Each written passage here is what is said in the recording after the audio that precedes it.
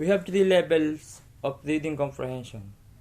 These are the literal level, interpretive, and applied level.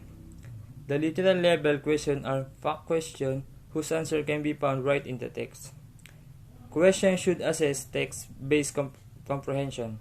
Answer to be the question could be found directly in the text of their corresponding passage. The literal level. Literal level focus on reading passage, hearing the words, or viewing the image. It involves identifying the important and essential information. With guidance, student can distinguish between the important and less important ideas. Literal level question can easily be answered by locating and retrieving directly from the text with little to no interpretation. They are lower levels and align with the knowledge level of Bloom's taxonomy. However, they help the teachers to assess basic understanding of the text. In the classroom, do not spend too much time here, unless students usually in small group are facing challenge with basic comprehension. Noting details. The meaning of noting details is a brief record of something that one has written down on paper.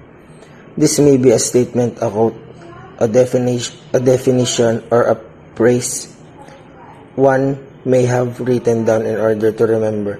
This noting of details may be used later in a speech, an essay, or another type of future reference of written or oral form.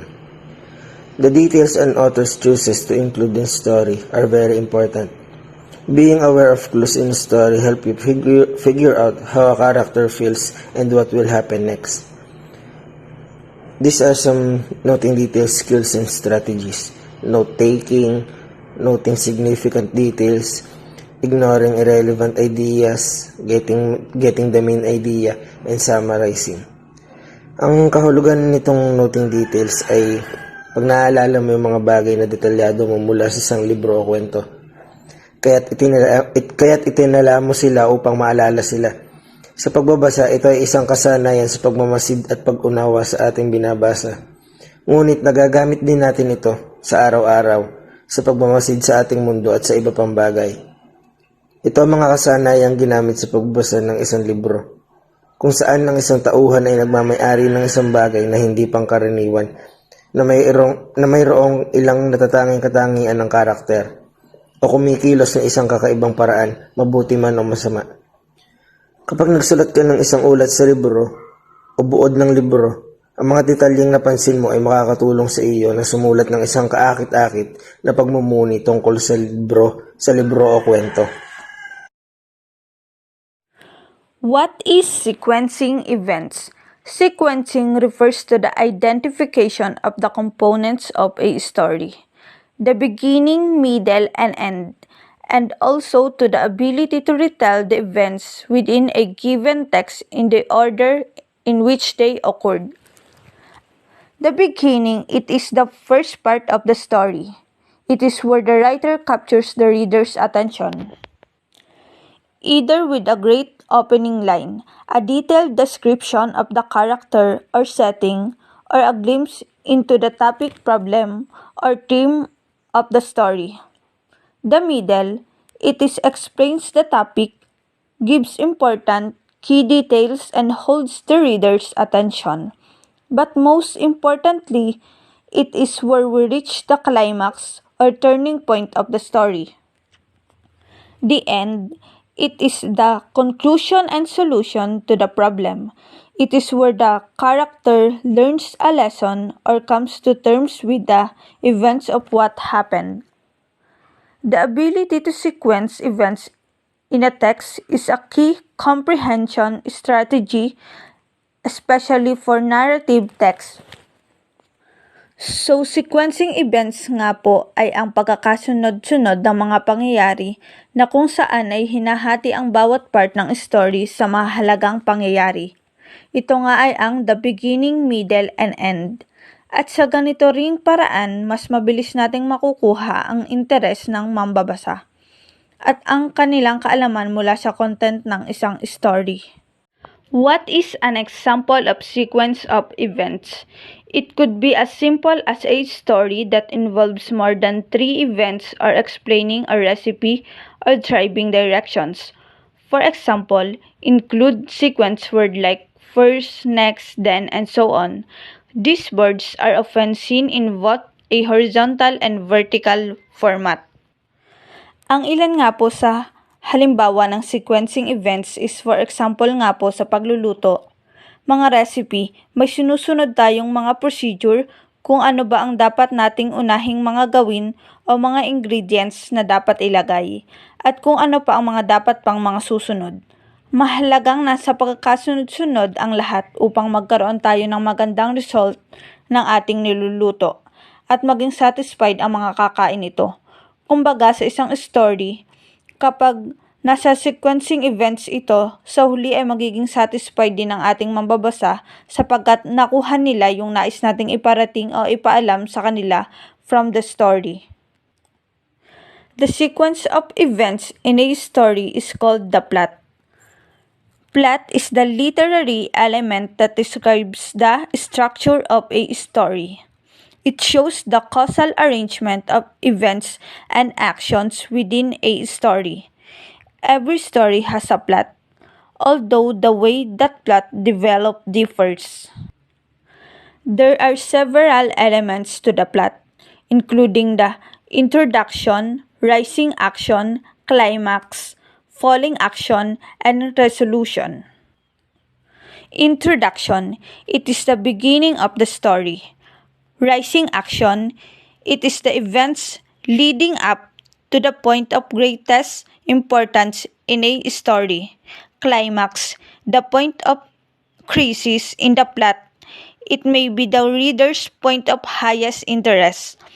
Falling action is the action in the story after the climax is revealed. And resolution is the part of the plot that reveals the final outcome. Associating quotation, a copy of the sentence or even a paragraph in the form of opinion or statement of a person, such as authors, famous people, expert in a particular field, both contained in books, journals, articles, as well as those contained in the print and electronic media. Reading comprehension. Comprehension is reading means understanding what is being read. Many students are strong and recognize words in print but struggle with making meaning from what they read. They may not understand the difference between a main character and someone it's only present on one interaction, or they may have trouble choosing important events in a story and putting them in the correct order. These and other skills are important aspects of comprehension. Components of reading comprehension. For many students, reading comprehension skills can be challenging. Teachers may hear students read with fluency and accuracy and assume they're doing well in reading. But it asks questions about what they read. Those same students may struggle. Reading comprehension is comprised of several levels. Literal comprehension is the understanding of information and facts directly stated in the text. Student can employ literal comprehension skills, keyboard schemes, reading and scanning to better locate information efficiently. Keywords are the content words that carry the most meaning in the text. Interpretative or inferential comprehension. It is the reader's ability to extract ideas and information not directly stated in the textbook material, using prior or background knowledge to assist in such understanding. Critical comprehension is the ability to analyzing from questions and make judgment. When children interact critically with printed materials, they connect to the question its meaning. Creative comprehension. It is a reader's emotional response to the content of the textbook materials read. This level of comprehension also includes creating new ideas from what they learn in the school and life. When studies read, they need to be able to understand text of all those labels. Sometimes they read for literal information, such as recipe or direction. Other times they may need to be deeper than surface area. Knowledge as question about the authors may means using interpretive skills. They may also need read with critical eye, fact-checking information. Finally, some readers call for students to be creative in their understanding and make judgment about their thinking in relation to the author's writing. Reading comprehension. Comprehension in reading means understanding what is being read. Many students are strong in recognizing words in print but struggles with making meaning from what they read. They may not understand the difference between a main character and someone who is only present for one interaction, or they may have trouble choosing important events in a story, putting them in the correct order. These and other skills are important aspect of comprehension. Getting the main idea. Main idea is a general statement of the content of the paragraphs. It is the core of its content. It is what the paragraph develops. It is the central thought of the paragraph. Guides for getting the main idea. 1. Look for the common ideas in the selection. 2. The main idea is variably placed in the selection. The main idea may start the paragraph, may be at the middle or at the end. 3. The main idea is the most important information in the paragraph.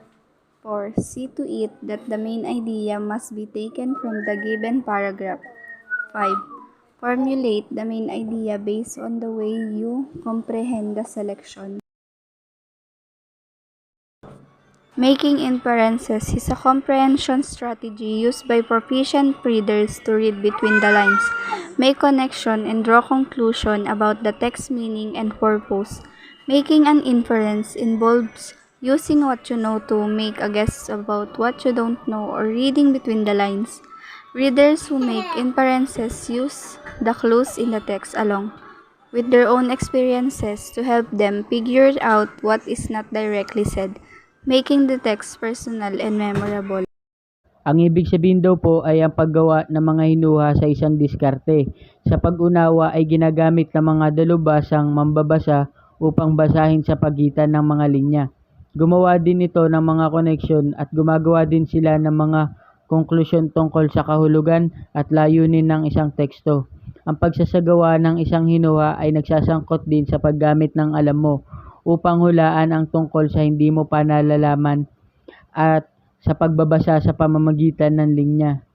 Ang mga mambabasa ay gumawa din ng mga hinuha ay gumagamit ng mga pahiwatig sa teksto kasama ang kanilang sariling mga karanasan upang matulungan silang malaman kung ano ang hindi direktang sinabi na ginawang personal at hindi malilimutan ang teksto. Predicting outcomes means deciding in advance what will happen in a story, based on clues in the passage and your experience with similar situations. This strategy involves the ability of readers to get meaning from a text by making informed predictions. Good readers use predicting as a way to connect their existing knowledge to new information from a text to get meaning from what they read. Before reading, they may use what they know about an author to predict what a text will be about.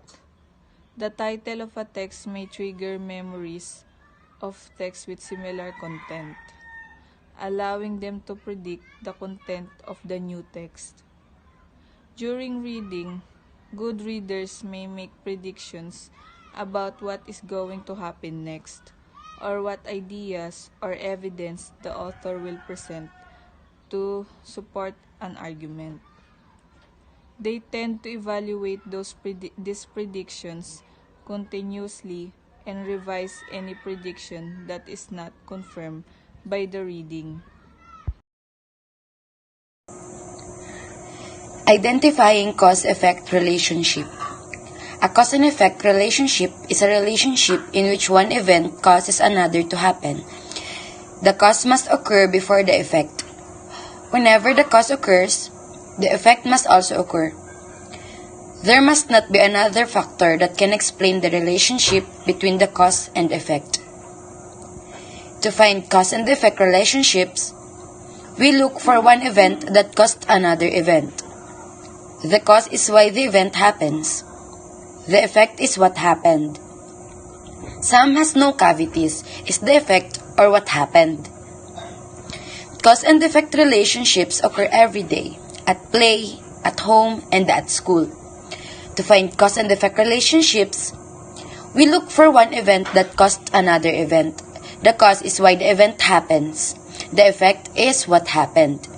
Here is an example.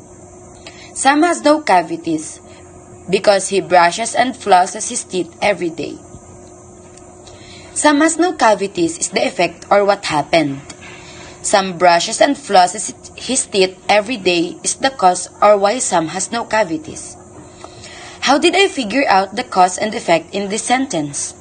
I had to ask two questions. First, to find the effect, I asked what happened. Then to find the cause, I asked why did this happen? It may seem backward, but if I find the effect first, it is often easier to find the cause. It also helps to know that same words signal a cause and effect relationship in the text.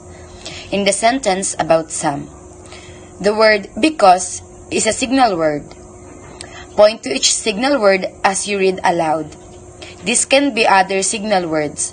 So, consequently, therefore, as a result of, and due to.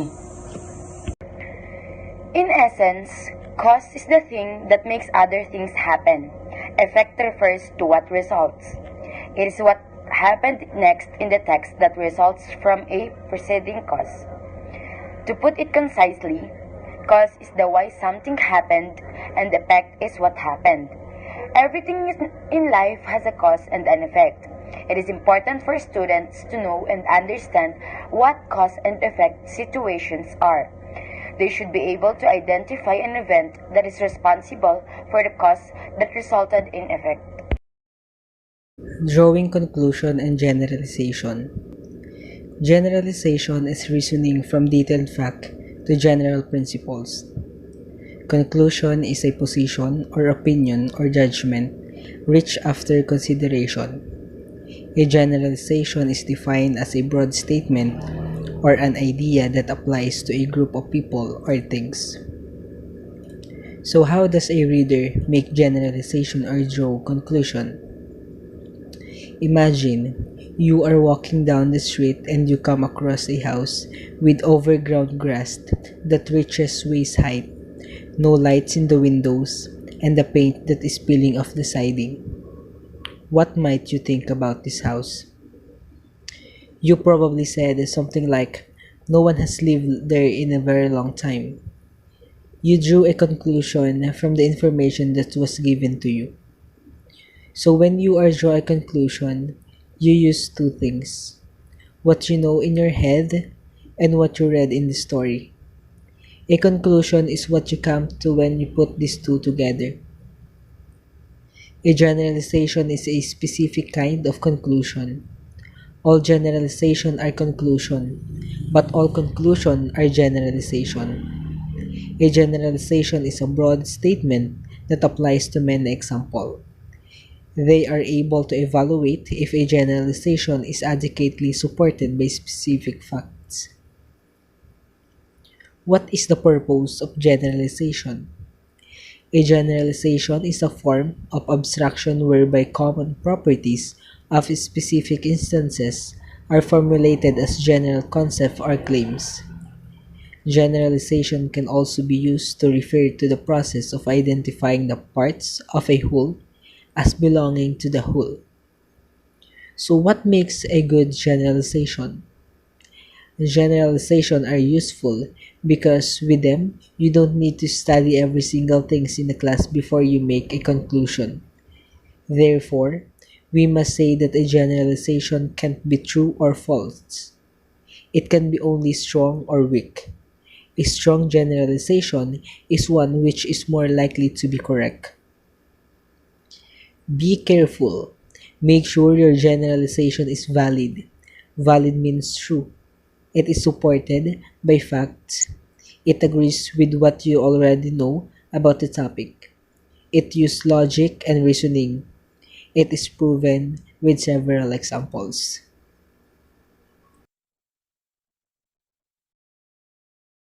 Whenever you finish a bit of reading, it worth taking time to stop and reflect on it. Part of your reflection should involve concisely summarizing the main points. This summarizing will help you think about the content and what it means to you, and also help you remember the main points later so you can apply them in other reading and writing situations. Here are some ideas for post-reading reflections. First, write in a personal reading journal. A good way to use journals is to write a quick summary of reading immediately after you have finished.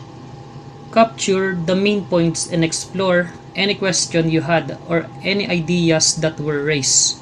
Second, write a 1-minute paper. Take 1 minute to jot down a few sentences about something you learned or discovered while you're reading, or ask yourself a questions about the reading and write an answers. The last, if applicable, refer back to the learning objectives, outcomes at the start of the reading, or related to the week's content of the course reading is related to. Documents your reflections related to these objectives outcomes.